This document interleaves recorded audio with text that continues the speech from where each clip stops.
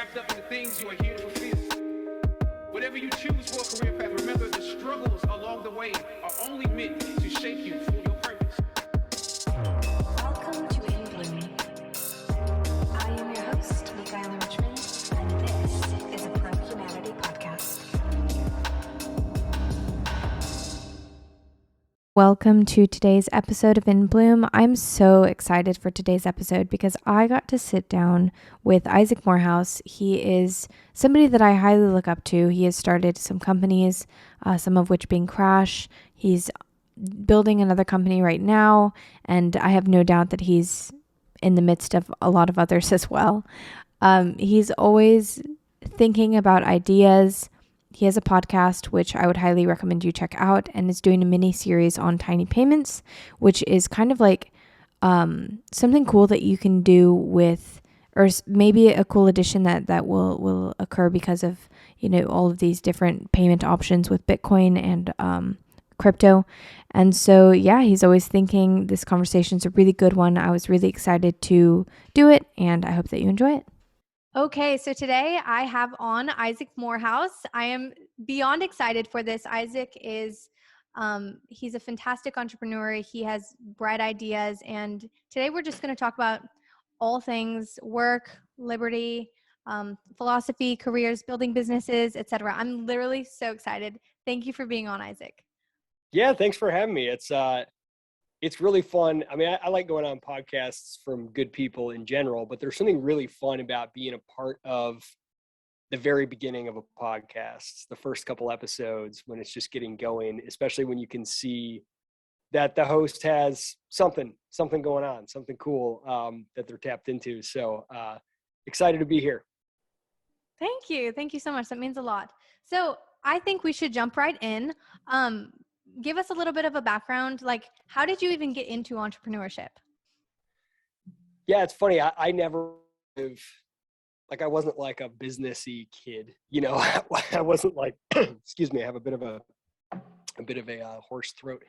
I was not like thinking of, I'm going to start a business. I'm going to be a businessman or anything like that. I don't know if I even knew what entrepreneurship meant. I mean, I knew what it meant, but I wasn't thinking that way. So, but I always had, I was always very, very independent and very rebellious and stubborn. I don't like to be told what to do. I like to be in charge of my own destiny. Very passionate about what I do. I've never really had a high tolerance for doing things that are monotonous or don't seem to have a lot of meaning to me. Very, very impatient, like always looking for the shortcut. Like, why are you wasting time doing this or that, so I had some of those attributes. And I think I was raised with good work ethic. My mom was very good about making us do chores and things like that. So, I always had like lots of jobs and doing mowing lawns and all these kind of different things. But it wasn't until, because I'm an ideas person first and foremost. And I would say around age 16 or so, the life of the mind really opened up for me. Before that, it was just kind of like play baseball, do, play Legos, whatever, just have fun. And I started reading a lot of philosophy and then economics, and I just got really, really fascinated in the world of ideas. And it was through that I got really obsessed with the question of, because I was a huge believer in human freedom. I like to be free, and I want as many people as possible to live as free as possible. That just really motivates me to my core. And so I really got obsessed with the question of like how to make the world more free. And the times and places where freedom has increased for humanity, what's brought that about? And the times where it's decreased, what's brought that about? And then what does that mean for today? And then more specifically, what does it mean for me, given my skill sets, my abilities, my interests? And that kind of motivated me. And for the first 10 years of my career, I had different ideas, like things I wanted to do, maybe like a business or something. But I mostly just pursued jobs that made me feel like alive and that I felt could help me advance freedom. And I found out through the course of doing that some of them I no longer thought that was the best way or even a way. Like I went into politics, and now I'm like, that's not how you advance freedom at all. It's antithetical to, to kind of my entire approach at this point. But I was just trying, I was exploring, I was kind of, my intellectual journey and my career journey were in parallel as I was trying to understand how the world works, how social change happens, and how to be a part of it in like a positive way that didn't rely on anyone else didn't rely on me getting angry that other people didn't agree with me, right? Like, how can I just sort of make the world more free in ways that are fun and meaningful? And studying that while experimenting in the real world with my various jobs kind of led me to this inevitable conclusion that like the only solution is to build the world that I want to see. I gotta pick a problem that I think I can solve, and that I think I can solve for a profit. Otherwise, there's no way to tell if you're actually creating value, and try to solve it in a problem that expands human freedom. And that, when I sort of stumbled onto that idea, the idea for Praxis, as this, college alternative to help people kind of have more freedom in their life and career early on, not be indebted, take power away from the very government manipulated college system, that just like took over. I was like, I have to do this. And so it wasn't a desire to be an entrepreneur. It was a desire to expand human freedom in a way that excited me. It was a desire to see this idea that I had come into the world, that I had to be an entrepreneur to make it happen. That was the only choice. And it turns out, I think I have a lot of the qualities that make entrepreneurship possible, because it can mess you up. It's a very challenging thing, being an entrepreneur, but I think my personality fits well to it. But I didn't know that. I didn't know that going in. I didn't seek to be an entrepreneur. And then once I started my first company, I think I'm hooked. Like, I don't think I can do anything else anymore. So I hopefully that answers your question. That's so funny. So you mentioned a lot of freedom. What is freedom exactly to you? Yeah, so I think there's dimensions to freedom. I mean, when I started out, I think I was focused primarily on freedom in the political sense. That freedom means, living in a place where there are not government agents who are going to come and force me to do things I don't want to do, or stop me from engaging in peaceful activity, right? And that was kind of the starting point that I had. But as I realized why that was so interesting and attractive to me was because I've always had a tremendous respect for and appreciation for and desire for freedom, even in a deeper, more abstract level, that the political freedom is just one dimension of. And I think the way that I think about freedom is like, I don't have like a really good, like one blurb definition, but I think it's the ability to choose your own hardships. And what I mean by that is like, anything, what makes us human. I mean, we're wired to create, to progress, to survive, to thrive. We're wired to find meaning. None of those things are easy. They all mean challenges. They all mean hardship. And so freedom is not escaping hardship, because that's impossible. But it's the ability to choose your own challenge. So I get to decide. I'm gonna struggle. I'm going to suffer sometimes. I'm going to have some pain. I'm going to have some hardship. But I get to decide what hardships those are. I get to decide why I'm doing this. Why am I going through this? If you've ever tried to do a fast for your health, or tried to exercise to prepare for running a marathon, or any kind of discipline that helps you get to a goal that you want, that it's hard, but it's suffering with meaning. And the difference between that and suffering just because somebody else says you got to do this, or for no reason at all, that to me is slavery. That to me is the opposite of freedom. And there are levels to that. Like, it's doing things out of guilt or fear or manipulation or shame or confusion because somebody else is gotten in your head, right? Those are forms of being unfree, because it's not that you're struggling, it's that you're struggling not on struggles that you have chosen that have meaning to you. But it's things, whenever you find yourself saying, because I have to, that's evidence of an absence of freedom. Now, sometimes you can overcome that without involving other people at all. There are times where we say, I have to do this. And just in your own head, you can sort of break down, do I have to? What would happen if I didn't?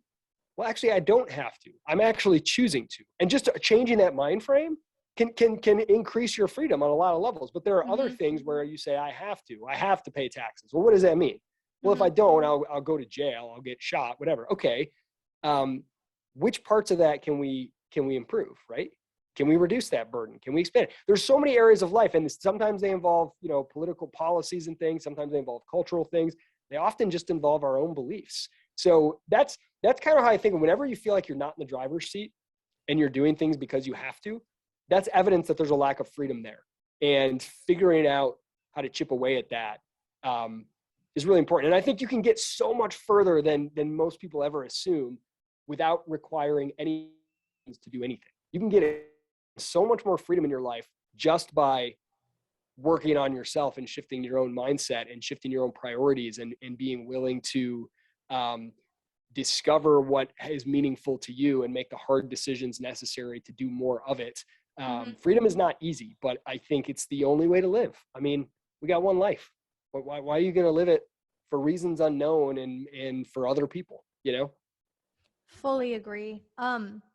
I've been thinking a lot about the concept of choices, like the fact that first, choices have gives and takes, and second, the fact that every choice you make, you have to be accountable to the consequences of that choice. And I understand why making choices is not appealing sometimes. Why is it a good thing to make choices? And kind of, do you have any thoughts on choices in general? Yeah. I don't even think we have to say that it's a good thing to make choices. I think it's impossible not to make choices. It's inevitable. It's inescapable. I mean, the choice to not make a choice is a choice. You can't get out of it, right? We're here, we exist, and existence implies choice. And so what's a good thing is not trying to deny that, not trying to run away from it, not trying to hide from it, not trying to be bitter at it, not trying to hack it in some clever way and cheat the necessity of choice. Because when you do those things, it warps you. You still have to make choices, but then you live deceived. You believe that you're not making a choice, but you really are making a choice. And that's the worst condition to be in, to be deceived about your own state, your own intentions, because you become powerless then. You become manipulatable. You become enslavable to varying degrees. So the choices must always be made regardless. And you can dislike that, just like you can dislike gravity, the fact that you walk off a building and you fall. But disliking it's not going to make your life any better. It's going to make it worse. You're going to be angry. I mean, yeah, it'd be great to be able to fly. That sounds fun. But if I spend all my time angry at realities that, as far as I can tell, I can't change, I'm only going to be worse. I'm going to be worse off. Whereas if I can say, okay, look, this is one of the things that's built in the structure of reality, at least as far as I can tell, thus far. How can I work with that? How can I work with the fact that choices are inevitable? How can I be empowered by that? How can that make me more curious and excited? And a lot of times it's like, okay, choice is inevitable. That means I get to kind of decide how I want to think about these choices and how I want to operate. And I get to choose. Maybe I do want to outsource some choices. Like I do that a lot. I outsource choices to my wife. It's like, do you need any new shirts? I don't know, probably. Well, do you want to go get some? No, just pick some up for me. I don't care. I don't care what they are. I'll wear whatever is on the top of my drawer, right? Like, but I'm doing that knowingly. I'm doing that willfully. And it's not that like I must own every single choice that I make and take them all super serious. It's just being aware that at the end of the day, I am the only thing that I control, and it always will come down to me. And then having fun with that, being playful with that, and for me, that entails carving out a lot of areas of life where I just don't care that much. I make it low stakes. And then I can focus my energies on the few things that I really, really do care about. That are very, very important to me. Choices that I want complete granular control. And, I don't want to mentally outsource them or anything like that. So yeah, I got a little rambly there. How do you, what has made you think about choice a lot lately? What does it mean to you? I think it's just like I've been reframing a lot of what I think about life in general and kind of the scope of life, and so that increases the amount of choices that I have. Um, but then that also makes me question like why I didn't think I had as many choices as I did in the beginning, and kind of how that lack of choices actually serves people sometimes. Like Yeah. you'll have those scientific tests where they'll show people a ton of choices and a couple of choices, and people are paralyzed by the many choices, so it's almost better to just show a couple. And so it's interesting because whenever, like, I've been thinking a lot about this concept of like you said, what kind of world could you create? um that means that the world is not something that is constant. Like, it doesn't have to be. It's very malleable. But then that increases the responsibility we have about the world that we create. And so it's like, it's very, very much an interesting thing. Yeah, you know, and it can feel scary and overwhelming. And so I kind of see it as like, it's like a progression. It's literally the act of growing up. Because when you're born, as far as I know, you don't have a choice to be born. You don't have a choice what kind of body or family you're born into. And maybe there's, you know, some cosmological whatever. The way reality works, maybe my consciousness chose to incarnate. I don't know. But as far as I'm concerned, as far as I can prove, I didn't have a choice. So you start off your life you didn't even have the choice to decide whether you want to be alive, right? You're just here. Mm-hmm. Reality is merely brute facts without choice. Mm-hmm. But every step of your development, your choices increase and your awareness of the fact that you have choices increases. And it's this continuing process. So as soon as you're, you know, capable of, you know, basically walking and talking and obtaining food or whatever, you know, you're very quickly, the number of choices you make can deliberately do and that you must choose to do, how to react to people, how to whatever, keeps increasing. And then there's a big lag between the increase of the choices you have to make and the awareness that you have to make those choices. So you can persist for a long time as a kid believing that things are like, you know, I mean, I have this with my own kids, like, well, you know, why did you whack them or yell at them? They made me. Like, what do you mean they made me? They did something that made me angry. They made me do it, right? And it's like, just that you actually have to help kids to see over time as they grow that I am actually in control of my responses, my reactions, my emotions. I'm responsible for those. I can't just say they made me did it. They made me do it, right? So like, but you're more gracious with a 2-year-old who screams because the older kid is teasing them. You'll say to the older kid, they can't handle that, right? They're not quite grown into their ability to make choices. It takes them time. So that progression never stops. And the further we go, I mean, maybe it stops when you get really old or something, I don't know. But the further we go, that sort of a process of maturity is like recognizing the radical extent to which our entire reality is based on our own choices. I mean, you can get really crazy and woo-woo and metaphysical about it if you want to, and you go trip on shrooms and you're like, oh my God, it's all me. And you can become a solipsist and be like, you know, it's all just what I project on the world and I imagine.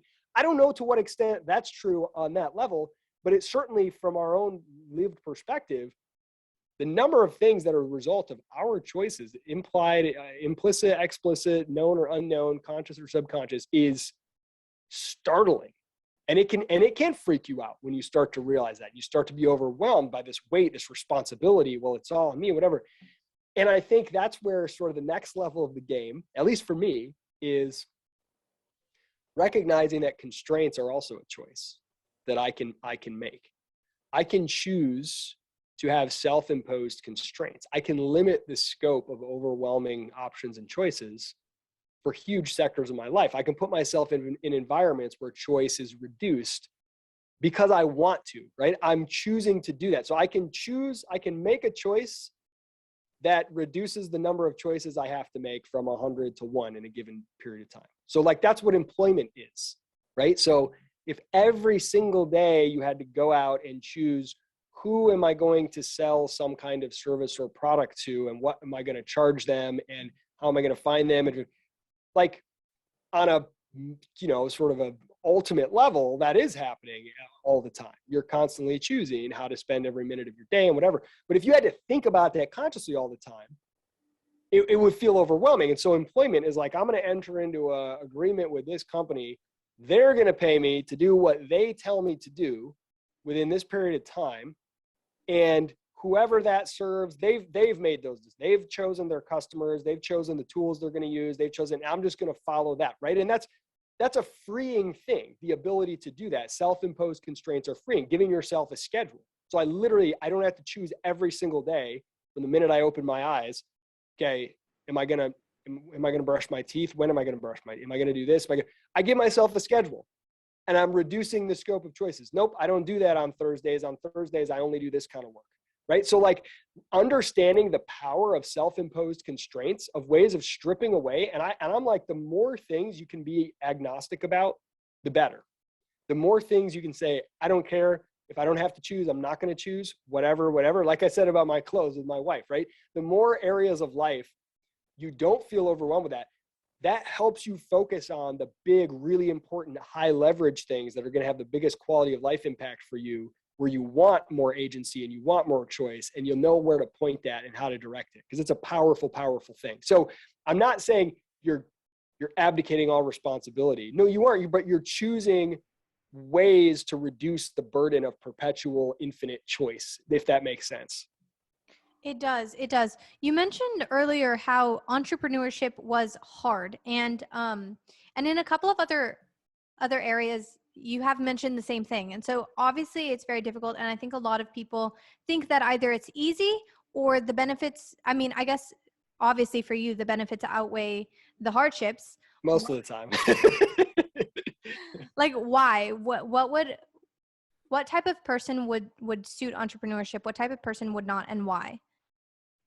Yeah, it's really interesting. And there's a lot of competing theories on this. I remember one time I was interviewing on my own podcast a woman named Penelope Trunk, who's a very, very successful writer and she's got a business, all this stuff. And we were talking about entrepreneurship, and she to me, and she's kind of like, I'm not talking about herself, that she's like slightly autistic or has like Asperger's or something. So she's very like blunt and will just like interrupt and say stuff, and not like super social graces type. And she interrupts. She's like, "What personality type are you?" And I'm like, "You mean like Myers-Briggs?" She said, "Yeah." I said, "I'm an ENTJ." She said, "Okay, you're going to succeed as an entrepreneur. You're fine." And I said, "What do you mean?" She's like, "I think there's only like 2 or 3 personality types that can be entrepreneurs. Everybody else will fail if they try." Like, that's a radical position. It's very like rigid, sort of scientific based. And I was very shocked to hear that. So there are people that believe that there's certain inborn traits that you have, or to whatever extent your personality is nature versus nurture, that you're, and that you're either meant for entrepreneurship or not. I don't think I don't believe that necessarily. I guess I would just claim that I don't know enough to know that there are some certain personalities that can only, but I know that it's like a minority of people that I have ever encountered would be happy being entrepreneurs. And the number of people who would be happy being entrepreneurs but don't know it is approaching 0. Like, but I would say by the time you're maybe in your like 30 or so. Because if you have that in you, you're the type who's, I think, at least the patterns I've observed, you're kind of always trying to do stuff and start stuff. And I didn't recognize this in myself until looking back. Like, if I was at a church, I was always starting some new program or ministry. Or something. I was in a company, I was always launching some new initiative. I was never just, okay, the things that we already do and do them well. I always wanted to like create something new. And I just did that like compulsively. Like, I can't not do it. And I suspect that's the case for most entrepreneurs, because the motivation, the joy you get from making something, even if it ends up failing, just the process of making it, you have to get joy from doing that in order to survive the fact that most of the time it sucks. Like that most of the time you fail, and most of the time you're beating your head against the wall and you can't figure things out, and you're not getting financial rewards most of the time. Like most of the things you try to do entrepreneurially don't work out, and there's a high time cost, money cost, emotional cost. Most people don't understand why you're so passionate about it, and they'll give you grief about it, whatever. To have a benefit that you got to have some kind of psychic benefit that outweighs that. And I think of one other than you're to either be so happy making stuff or so unhappy not making stuff that it's worth it. It's worth it to do that. But I think I like to take the opposite approach. So like, if you're wondering, am I an entrepreneur? Like, at least for me, that feels like a heavy burden, a heavy question to answer. That's like, what's my life purpose? What's my calling? I've never done very well with that type of stuff. For me, I've taken the opposite approach. I've taken a reductive approach or a negative approach, which is, what do I not like? What makes me feel a little dead inside? What do you not like? What can I chip away at? So for me, there's a whole host of things, and I think some of these you know right away, but most of them you don't know until you get out and start trying stuff. So like, I don't ever want to do accounting and bookkeeping. I don't ever want to do anything where to win I have to be more detail oriented than the next guy. That's not going to be me. I don't ever want to do anything where a majority of my success, or even a large part of it, is dependent on being patient and waiting for other people. That would drive me crazy, right? I'm not wired that way. And so you learn these various things that, like, I don't ever want to do something where I am not allowed to initiate something until someone asks me to. Like, I can't be in environments like that for very long, right? It'll drive me crazy. And so I've learned these things, and so I like the idea of don't do stuff you hate is kind of been my guiding principle. Well, let me go try something. If I hate it off the bat, I'm not going to try it. But if I don't know, and it seems like a cool opportunity, especially early in your career, just say yes to everything. Give it a try. Why not? And if you find you're dreading it, like, oh my gosh, I can't believe I got it. You're like, oh, I actually hate this thing. Well, I don't want to do that anymore. How can I get out of that? How can I do less of the things that I hate? How can I remove that? And as you start to chip away and you make these lists of like things that you hate, the remaining field of possibilities gets narrower. Things that I don't hate gets narrower, and pretty much eventually with stuff that I love. If you're only doing things that you don't hate and you're chipping away, and over time your patience gets thinner. Like, I used to be able to tolerate a lot more than I can now. And so your definition of something that you hate, you become pampered and you're like, oh, staying in a hotel without a proper shower curtain, I hate that, right? I don't want to do that anymore. So I'm not going to travel on the conference circuit, right? Like, I never would have hated that when I was young, but little things. And so what's left narrows down, and you end up in a sweet spot of like things that you love, at least most of the time. And it's a continual process. And turns out those are also things that people are willing to pay you for, usually, right? Things that you don't hate, things that people value, and, things that you don't suck at. That's it. That's the nexus. That's the nexus where you're going to find your sweet spot. And so if you keep pursuing that, you may, like me, find out that once you keep removing things that you hate, all you're left with is you have your own company. That's my only remaining option. I got to go build something myself, because no matter what kind of environment I was in, I just kept finding, don't want to deal with that, don't want to deal with that, don't want to deal with that. Well, pretty much I don't want to deal with anything involved with being an employee. That was all that was left. And it wasn't like I hated, though. I loved every job that I had. But at each step of the way, it was like, this is starting to annoy me. This is starting to make me feel a little bit dead inside. This is starting to make me feel a little bit like a cog. And everybody has a different tolerance for that, and different things and I've worked with incredible people who are like phenomenal to work with on whatever it is that they do well. And for them, that's not the thing that bothers them. They don't hate that. They actually like it. They appreciate it. They like that they don't have the burden all the time of bringing the vision and the motivation to everybody and getting everybody all hyped up and on board and doing all that. They're like, I don't want to do all that. I want to focus on my craft of graphic design And if somebody say, here's what we're designing, I need you to go figure it out and just do that. That's what makes me come alive. And all that other stuff is a burden to me, right? I don't want to be the business owner. I want to be the specialist who does this. Figuring that out is really key. And I think it's easy to think the word entrepreneurship carries like a normative weight in people's minds, like it's good in the current environment, right? And I'm sure I've said stuff like that that makes it sound, it's good. And if you're not entrepreneurial, then you're bad. Well, there's sort of two answers to that. One, it's silly. But two, entrepreneurship is like being entrepreneurial is a continuum. So like in some ways, depending on how we want to define it, being human is being entrepreneurial. I mean, you're born, that is the method that humans achieve through trial and error, observation, and adaptation and innovation. They watch little kids do this. They watch what other people do. They notice the patterns, they emulate the patterns, and then they'll encounter a new situation where they'll take a known pattern and they'll put a little twist on it. That's an innovation. That's an entrepreneurial act, right?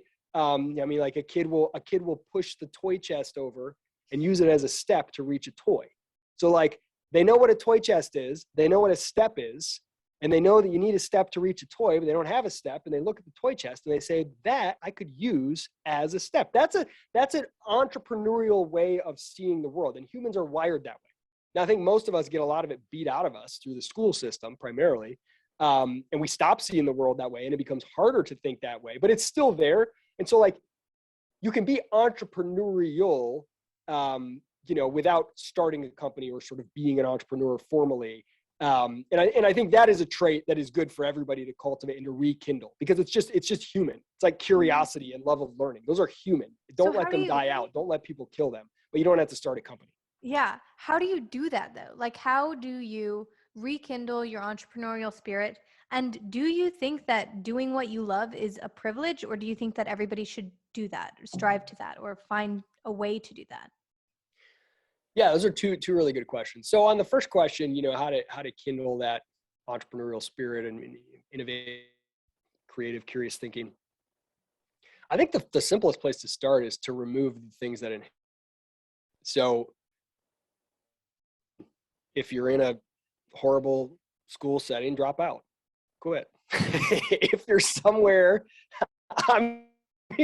look, if you're in an environment that implicitly or explicitly is restraining or disincentivizing you from thinking creatively and sort of having that spark that kids have when they want to go out and explore the world and dig in the dirt and test everything out and ask why about everything, and that, the curiosity helps us advance.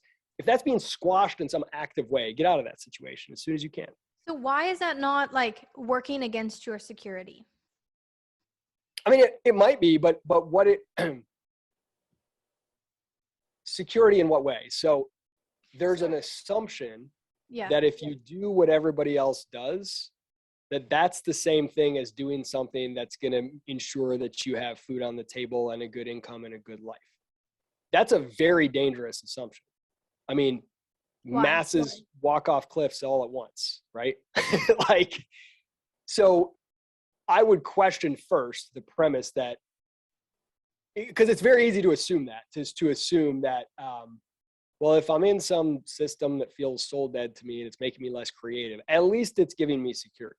I mean, maybe that's the case, right? Like, I mean, if you really value the security of knowing you're going to have food tomorrow above everything else, then you should immediately do whatever you can to get sent to prison, because that is the most secure environment you can imagine. Really, like their only job is to make sure you don't die of starvation, because that's like all that they can get fired for as a prison, right? Like you're going to get your food. It's funny. And you're going to be good to go. You don't have to pay for it, whatever. It's going to show up every day. You're going to have food and shelter.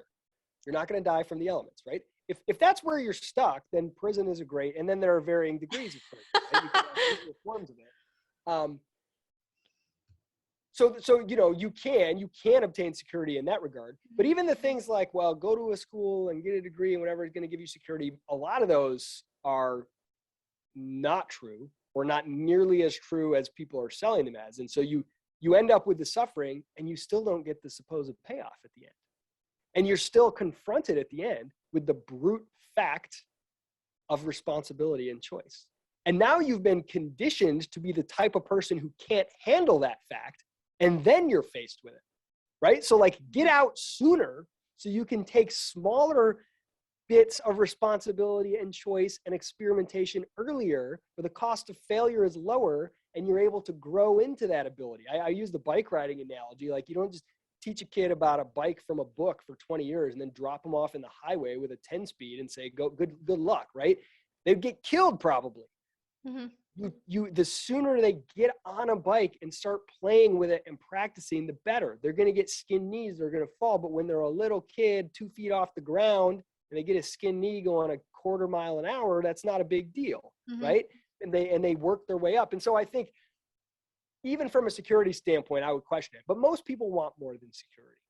Okay, so yeah, I wouldn't disagree, but so the interesting thing with the security thing is that it's not that I do think that most people think, and maybe I shouldn't make a generalization, but I fell into this camp. So I used to think that doing a certain thing would get me security, and that was what I was going after. But then I stopped and I asked myself, I was like, is every single person that has followed this exact route secure?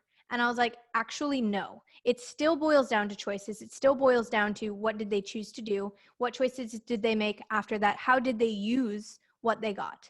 And so I guess my question would be for the people that are in a situation where they don't know anything else, where like the only thing that seems, I guess, available to them is that these are the steps you take to get out of your situation. Would you still recommend, I guess, taking their own path, like doing something that is contrary to that step by step?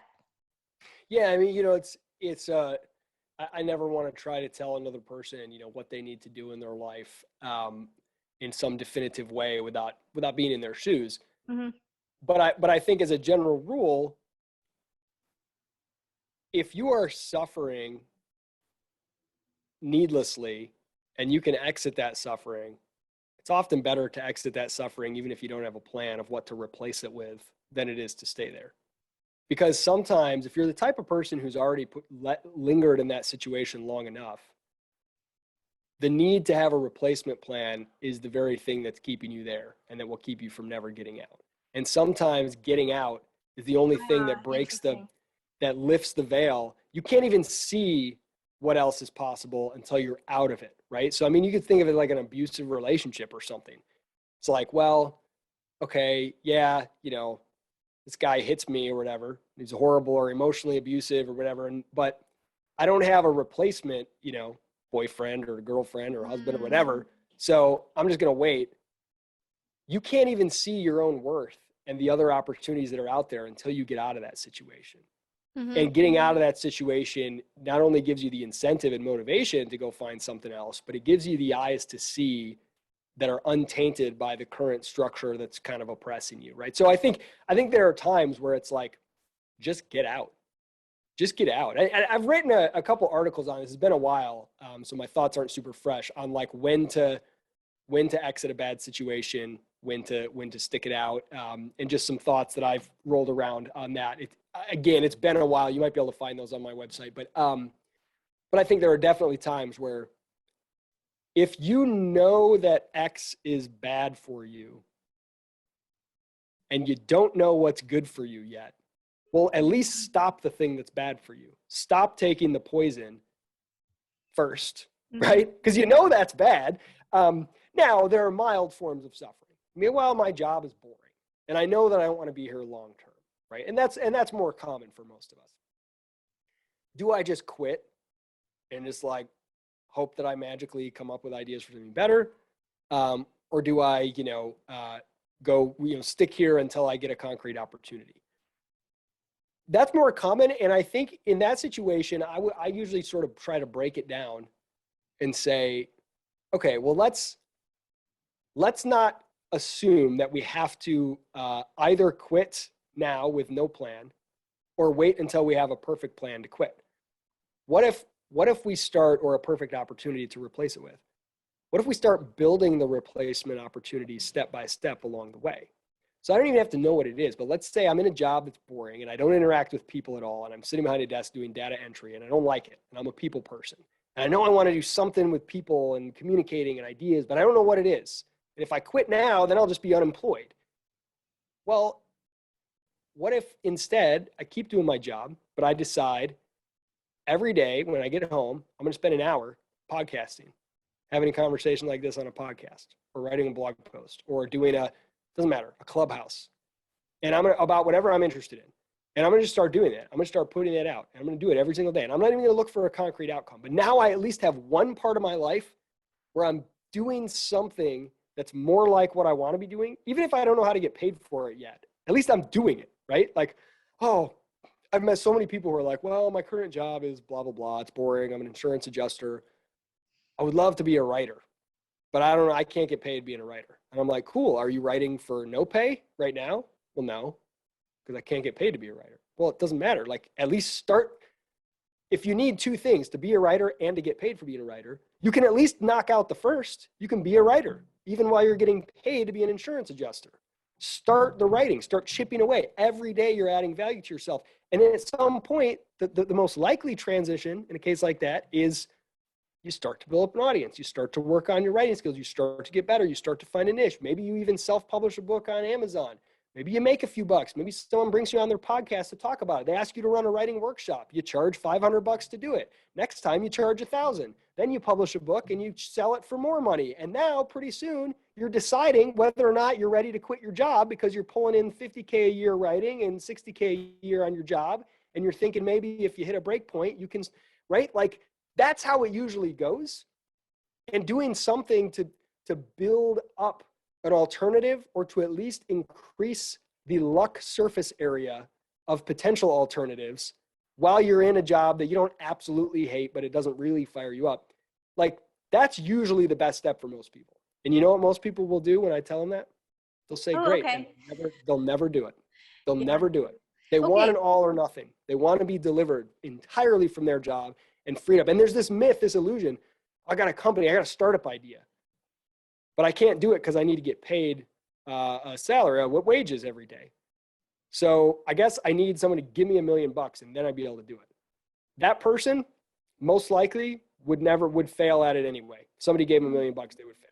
The person who would succeed and the person who actually ends up getting $1 million is the one who starts building it anyway. Well, I only got 30 minutes a week to spare, but I'm going to grind every 30 minutes or 3 hours or 2 days or whatever it is, and build it as much as I can, as far as I can, and build momentum. And they're going to attract the investment. They're going to free themselves through their action toward, rather than waiting until prepackaged freedom in its entirety right here. It's like little steps towards it, you know? Yeah, no, that's so interesting. Okay, so this is really cool because this past month or two, I've been really thinking about the idea of deciding what your boundaries are. Like, as a person, what are you worth and what are you not going to accept? And then how do you make space to give yourself what you're worth, even if nobody else will? And that's a really interesting concept. Give me an example. What does that mean to you, giving yourself what you're worth? Okay, so for example, a long time ago, I would definitely have fallen in the camp of, I want to be this way and I want somebody to see it in me, but I'm not going to do anything. And I'm just going to kind of like throw out that I have a couple of ideas and then hope that somebody sees something in me and then invests in me and whatever. Because I think that there are so many people that have had, not so many, there are a lot of loud voices that say that that's how they did it. Like, somebody believed in them at one point and then everything else came. And then it's like, oh, well, everybody else should expect that. But the interesting thing has been, I can't expect anybody else to believe in me if I don't tell them what to believe in, first off. And second off, that they can trust that I actually care about this. Like, it's not just my words. I actually care about this enough to do it. And it's another thing is that I guess whenever I do things, I tell myself that I am this type of person. Like, that's another big thing, that I have started to trust myself as this type of a person, which is, it's crazy how different that is. Yeah. Yeah. It's incredible what you just said there. Like, you hear the story and people rightfully will give credit to those who gave them a big chance, right? But the reason they gave them that big chance is because they saw something and it wasn't a gut feeling, right? You never heard a story of a record producer who went to a bar and saw a bartender there and thought, you know what? I bet she's got a great voice. I'm going to sign her, right? No, they saw somebody up on stage singing for $50 and free beer every night and grinding it out. And they're like, wow, there's some talent. Let's talk, right? They saw them doing something, taking action. They saw, even without the money and the resources and the connections, they're trying to do this thing. Imagine what they could do with them. They don't do the imagination work for you. They don't just say, oh, there's a guy, there's a random person, I guess I'll see if they want to take money and run a startup. They seem nice, right? They have to see you doing something that's evidence of your passion, your ability, your character, your work ethic. So I think that's a very, very good point. That, like, again, when I say increasing your luck surface, it's not like telling as many people as you can. I would love it if someone gave me $1 million. Okay, great. I'm increasing my luck surface. More people know. Oh, I would love it if someone paid me to start a company. It's creating opportunities so that more and more people in the world, when they think of X, they think of you. When they think of the whole topic of what does it mean to make choices in life, they think of Michaela. And they think, she's obsessed with that. She did like 10 podcasts about it. She's always talking about it. I've seen her writing about it. When we met at this cocktail party, she wouldn't shut up about it. I should connect her to this person over here, right? Like, whatever that X is for you. There was a guy in the Praxis program years ago who was obsessed with baseball analytics and sports statistics. And it's all, he would just post about it, talk about it all the time. And everybody just knew him as that guy. That ultimately led to him getting his dream job in sports statistics, which he had no business getting on paper in terms of his credentials and whatnot. But because he was known by people for that, and as soon as people thought of that, they're like, I gotta connect him to this guy, because this person, he lives this, right? So keeping that inside, keeping that to yourself, or saying someday, maybe I'll be able to do sports statistics as a job, like, it's not going to get you there. So I love that you're thinking about these things in that way. And your podcast is, I'm telling you, a podcast is like a secret weapon. It's incredible. It's incredible what it can do. For sure. That's actually one of the, I think that, so I love talking to people, and I love talking to people about cool things. And it's just, it's incredible how many people want to talk about cool things. It's irresistible. Look, if you go to somebody who's seasoned and good at what they do, and it's something that you're interested in, and you're like, hey, will you give me some free advice? Hey, what can I call you for an hour? Like, it's like very unlikely you're going to get hey, I have a podcast and I want you to talk about your book because I think it's so good. People are like flattered, right? Listen to me. I'm on here blabbing for an hour because you're asking me questions, because you're interested. And that's irresistible to people, It really is. It really is. So, I think that's just a very, and again, when it comes back to that question of like stoking your entrepreneurial, removing the impediments is one thing I mentioned, but also deliberately choosing curiosity, giving yourself little challenges. So like, that's a positive thing you can do besides just removing things that are squelching it. You can give yourself little challenges and practices and say like, okay, every time I meet someone today, what if I think up an original question that I haven't ever asked anybody else and ask it to them?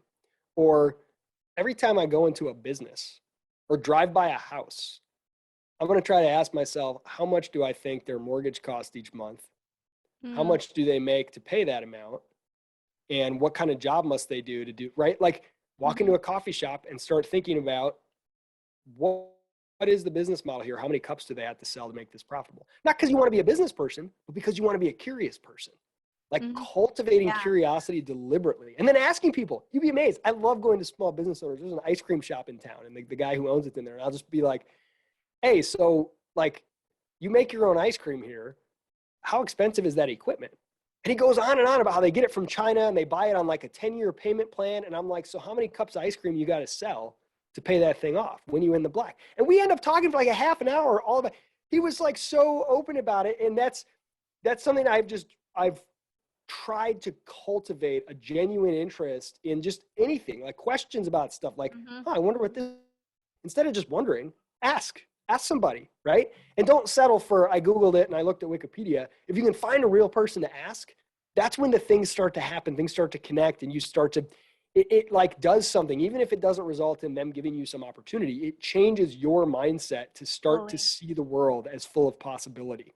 Fully. There's two things that I want to say on that. So I, like I said, have undergone a lot of mental shifts recently. And so first was producer versus consumer.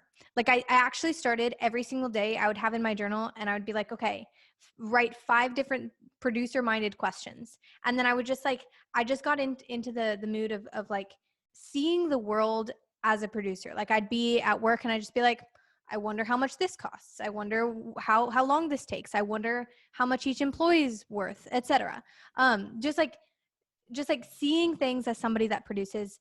And then the second thing I did was I was slightly just scared of like people that I thought were more professional than I was. So I had a job and it was a really good job and it was among so many professionals. So I made a promise to myself. I said, anytime I'm in the elevator, I have to talk to a person. Like I cannot just not talk to a person. If they're there, I have to say something. And so slowly, like it would just start as like kind of awkward. Hi, how are you doing today? And slowly it's kind of just like a more relaxed, hi, how you're doing today. And that's great. I love it. I love those, the producer to consumer or consumer to producer mindset. Or sometimes I'll say the from being a critic to being a creator, very similar. Because when you're a constant consumer, you become a critic. And that's not necessarily a bad thing. If you're consuming things, you will and compare them and say, I didn't really like this so much, whatever. But you get trapped in that consume and critique mindset, and it completely neuters your ability to create. It does, because it's like it's easy and addictive to just keep consuming and creating. But 2, the more you consume and the more you critique, the more aware you are of flaws and shortcomings and weaknesses. And then when it goes time to create, you're like, well, I don't even like that movie that they spent $60 million on with people who've been making movies for their whole life. Of course, the movie I make is going to suck. Like, because you're in that, you're viewing your own work as a critic because you're so used to viewing things as a critic. And when you view your own work as a critic, like it'll never get out the door. Like I put out blog posts and all kinds of stuff that's like, if someone paid me to critique it, I'd be like, this is garbage, right? But you have to put yourself in that creative mindset first. Get the orientation right. Like, that's why I love like daily blogging, for example. Get up and write a blog post before you do anything else, before you consume any email, before you consume social media, because then the first thing you did in the day was create something.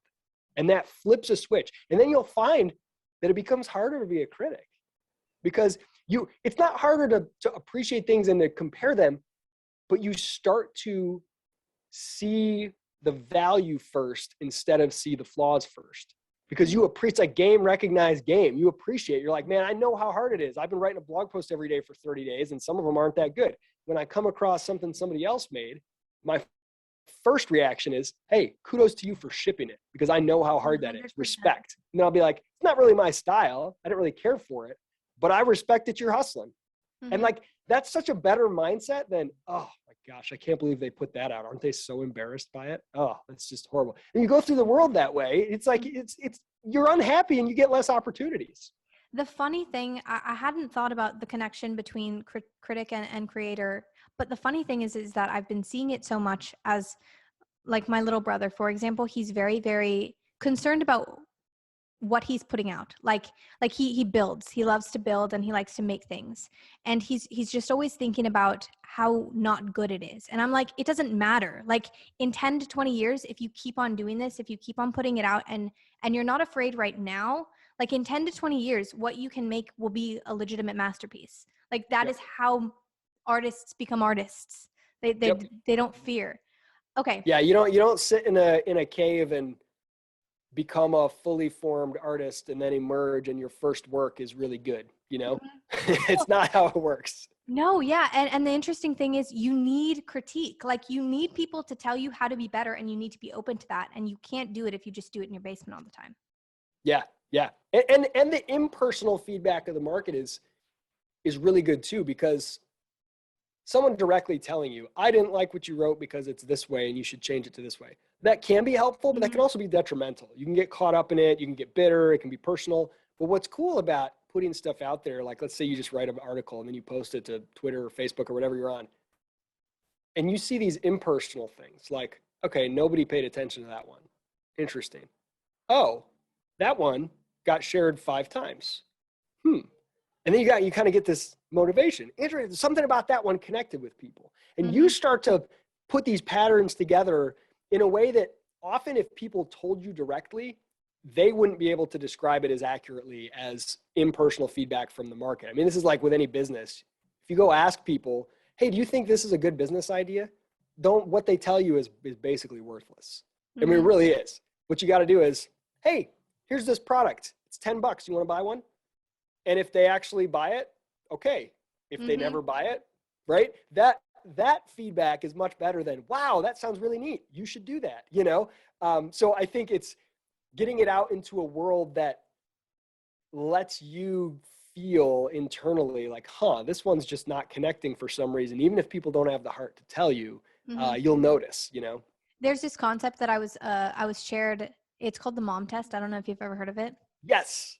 I think that is the most brilliant thing. It actually changed my life. It was like, so basically the concept is that whenever you have a business idea, instead of asking, do you like this? Or would you use this? Go through a very, very black and white, objective, subjective. Do you have this? Do you do this? Do you do this? And then just like very, very yes or no questions so that nobody can input their bias. Nobody can lie to you or anything. You get very, very hard data and can draw really good conclusions. So great insight. Yeah, because it's tough to, opinions are free to give. And even if people are truthful or think they're truthful, it's very difficult to quantify how much they believe that relative to other things, like relative to the cost. So if you said, hey, would you like a service that, whatever, bundled all of your, software subscriptions into one? And people say, yeah, that would be, you know what? It is really inconvenient to have to pay that, right? Or here's a classic one. 1 million people have tried to build this. If you're a company and you run, email campaigns and Facebook ads and all these different things, you got all these different marketing and sales platforms everywhere. And someone says, wouldn't you love a single unified dashboard that brought all of your data to one place and you could just go look at it every morning? Everybody says yes. And they say, would you buy that? Yes. So many people have tried to build that and it never works. And there's a lot of complex reasons, but I think the main thing is that those answers people give you, they don't account for what if the accuracy was only 98%. And so your data, because some of the sources of data are really hard to connect, you're going to miss 1 or 2 things. And then once every 100, instances, you're going to have to go off platform and check. Even if it was 99.5%, the minute they say that, it's like, oh, it's not worth it anymore. The only way it's worth it is if I never have to go to any of these other sites again. If I still have to go check them just to be sure, then I don't want the dashboard at all. And that's something that people miss. It's like, that's one of those products where you can build it and it can pull in 99.8% of all the data correctly. But if it doesn't get 100% of it, nobody wants it, right? And it's very hard to tease that out just from asking people if they think it's a good idea. Wouldn't they love a one-stop shop? Of course they would love a one-stop shop, but the cost of making it 100% accurate is going to be insanely prohibitive, and 99.8% won't cut it. You know what I mean? So you got to get in the market and get your hands dirty with some things. Fully. Okay. So I want to quickly touch one other topic and then I'll hit you with some rapid fire questions.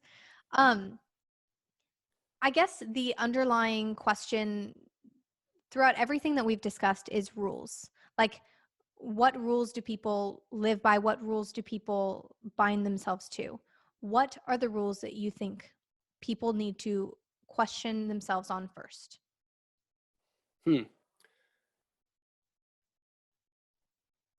So I think like any rule that you have inherited that doesn't sort of naturally come from within you. So I think it's pretty difficult to find somebody who doesn't have like a visceral, natural level feeling that lying, stealing, and killing are wrong. Like whatever you want to say about the source of that, it's basically universal that people believe that that's wrong, and that they don't have to be convinced of that through any kind of indoctrination. Like it just happens. It just happens in all human societies. And it gets reinforced through culture and things like that, but it's not a difficult thing for people if you go and propose that to anyone, right? So I think where you start to question rules that ought to be challenged or perhaps changed or avoided first is, are there any rules in society that actually violate those three rules that I haven't thought about the fact that they violate those rules? Because it's a sneaky thing, right? Sometimes things that seem like good rules actually violate the idea of, don't steal people's stuff, don't murder them, don't lie to them. So give an example. So, I mean, pretty much anything done by, I mean, think about like, oh, here's a policy that sounds really nice, and it's going to, create jobs in the green energy economy. Oh, cool. Okay, that sounds good. It's a rule that says you have to have a certain type of, green whatever, and companies who do will get some sort of tax credit, and companies who don't will get punished. Wow, that sounds good. I like green things. I can support a green rule. But if you think about what's actually happening there, what are the mechanics there? I want to offer a service to people voluntarily. They can choose to buy it voluntarily. Nobody's being stolen from, lied to, or killed or threatened with those things. And here comes a government agent, because governments can't act. They're not people. Individuals can act. A government agent says, you must do this or I will take money from you. Well, that is stealing. I will steal money from you unless you do this. And if I don't do it and I resist, well, then I get like imprisoned. And if I keep resisting, they'll literally kill me. So I'm literally being threatened with death in order to do something. Like, that seems like kind of a weird idea. That seems like a weird way to do things, right? I mean, it can get, anyway, go ahead. Okay, so the interesting concept to me is a social contract, right? Like a government is supposed to exist under a social contract. How would that legitimately look? Like if we for example, if it actually existed and I could sign it or not. Yeah. If they were like, okay, because this is how I would assume it to exist. They're like, hey, these are the taxes you have to pay to live inside of this system. That's kind of how it is, or how it is. And that is supposed to be a social contract, but we don't get to sign it or we don't get to agree with it. We don't even know what it is. No one can define it. There's no one set of anything. There isn't one. The idea of a social contract is a made up fiction in order to placate people so that they don't go crazy when they realize that they're simply serving under thugs who have convinced you that they're good for you. I mean, that's it. I don't say that in like a judgmental way. I mean that in like a very brute fact sort of way. Mm-hmm. Like it just, there isn't anything like, okay, if I move into a neighborhood that has an HOA that says you pay HOA dues and you abide by the following rules, that's a contract. Adding the word social to it makes it a fiction, right? It's a contract is a contract, and contracts exist all over the place.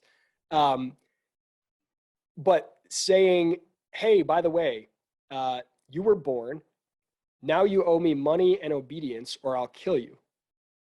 You have agreed to this contract. Like, what? That's not a contract under any rational definition of a contract in any way. Now, you can argue whether or not that's good anyway, and you think it's a good thing, whether it's inevitable, all these other things, but it's certainly not coherent. So my only point in bringing this up, and I don't want to get into because we got to go in a minute, a big debate about, government and governance and anarchy, but I think it's a good starting point for questioning rules to say, are there sort of rules and norms that I'm taking for granted that actually are sneaky ways of violating the more deeper, more universal rules. Because that's often what it is. And again, when we're deceiving ourselves is when we're in the most danger. When I say I believe in something and I think that this is a good thing in the world, or this is a bad thing in the world, but then I'm abiding by systems or propagating rules and ideas that actually violate my own ethics, that's when we have a problem, right? You don't want to be in contradiction to yourself. So I think that's a good starting point for questioning rules. It's not the ending point, because there's a lot of rules and things that don't necessarily involve, the increase of theft or lying or murder or something, but are still things worth questioning. And I think it's good to, it's dangerous to assume that anything you have inherited from culture or upbringing or whatever is bad and oppressive and should just be thrown out, right? That's the idea of Chesterton's fence. If you've ever heard that, G.K. Chesterton said that, if you come across a fence in the woods, don't tear it down until you know what it was put up for, right? Like, I like that. I like that a lot. You don't know why that was put there. And so, oh, this is irrational. Why is this fence here? This makes no sense. And a lot of social norms and rules seem, at first glance, very irrational and silly. Oh, that's just a dumb superstition. But you really have to ask, think like an economist. Well, people are putting up with the cost imposed by this belief or this superstition or whatever it is, this norm, for a reason. It evolved for a reason. Now, it doesn't mean the reason's good. It doesn't mean the reason hasn't changed. It doesn't mean that, it very well may be that you need to tear down that fence. It could be the fence around a concentration camp and it should be gone. But you should at least attempt to understand what would make this come about. Why is this here, right? Is there a purpose that's valuable? So I don't think just down with the rules is a good ethic. But I think questioning the origin, the meaning, the purpose of the rules, and who benefits from them is always valuable. I love that a lot. Okay, rapid fire. Okay, so these are semi-heavy questions, so just give your first instinct. Okay. Okay, what do you value in life? Freedom. Love that.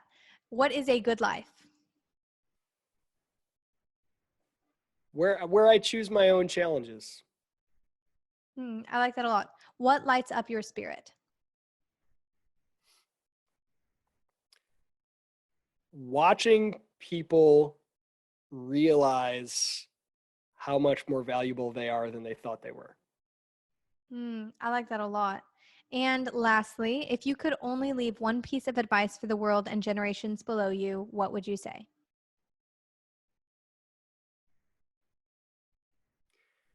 I've given so many different answers to this over the years. Well, let's just stick with don't do stuff you hate. And that's going to lead you, if you try to follow that, if you genuinely try to follow that, you could just dismiss it on the surface as stupid. But if you try to follow it, it's going to lead you to some things that I think are pretty awesome. All right. Well, thank you so much, Isaac Morehouse, for coming on this podcast. I deeply enjoyed our conversation. Yeah, I had a blast. I'm really looking forward to what you're doing here. I mean, you're clearly a very deep thinker, a sharp communicator, and this is a lot of fun. I hope you keep it up, and congrats on whatever's next for you. Thank you so much. I hope that you found this episode enriching.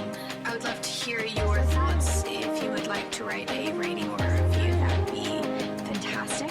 You can also follow me at Rekindle Podcast. I'm looking forward to our next episode. Cheers.